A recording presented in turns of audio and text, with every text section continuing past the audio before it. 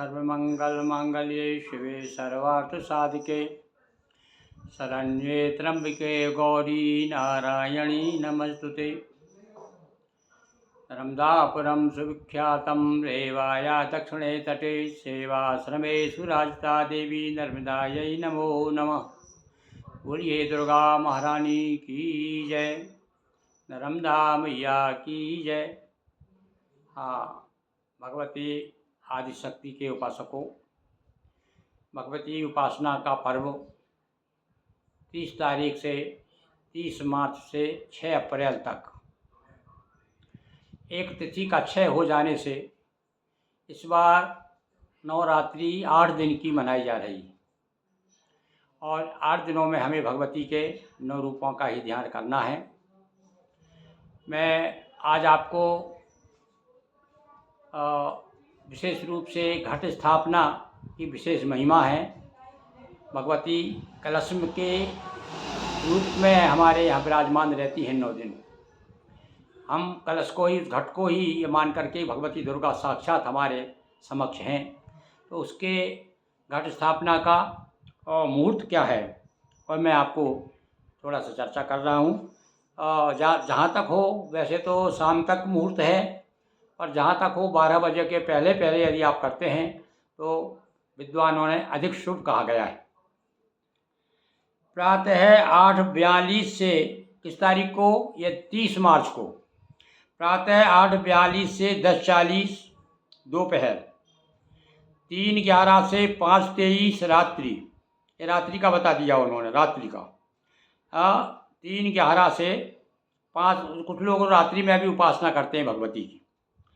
9:49 से 12 बजे, इस समय में घट स्थापना करने से सुख समृद्धि और धन लाभ की प्राप्ति होती है। और एक और मुहूर्त होता है जो लगभग रोज आता है, लगभग 11:30 से 12:15 के बीच में। तो इस बार अभिजित मुहूर्त है 11:50 से ये 12:49 तो लिखा है। कहीं कहीं पंचांग के अनुसार 10-15 मिनट आगे पीछे अक्षांश देशांश के अनुसार हो जाता है। तो लगभग पर वैसे तो 11:45 से 12:15 के बीच का समय तो आप जो है अभिजित मुहूर्त में कर सकते हैं।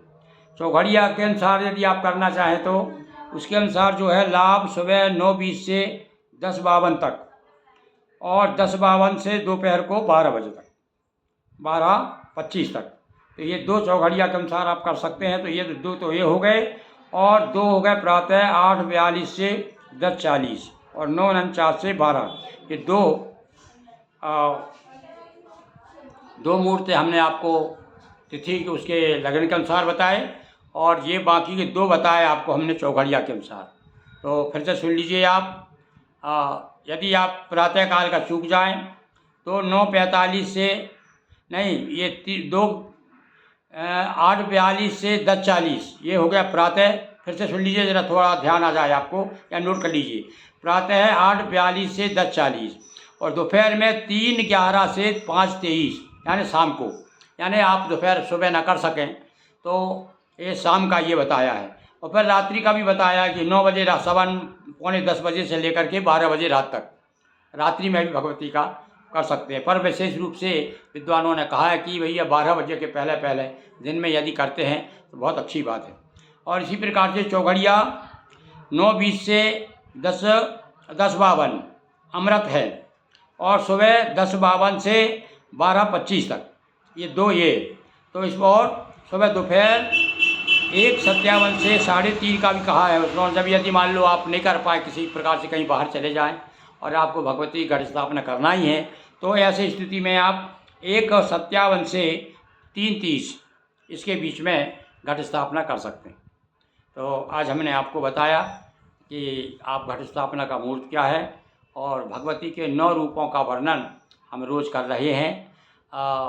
प्रथम शैलपुत्री, द्वितीयम ब्रह्मचारिणी, तृतीयम घंट चंद्रघंटेति कुसुमांडे, चतुर्थम पंचमम स्कंदमातिष्ठम कात्यायनी, सप्तम कालधरात्रि महागौरी, छठवम और नवम सिद्धिदात्री।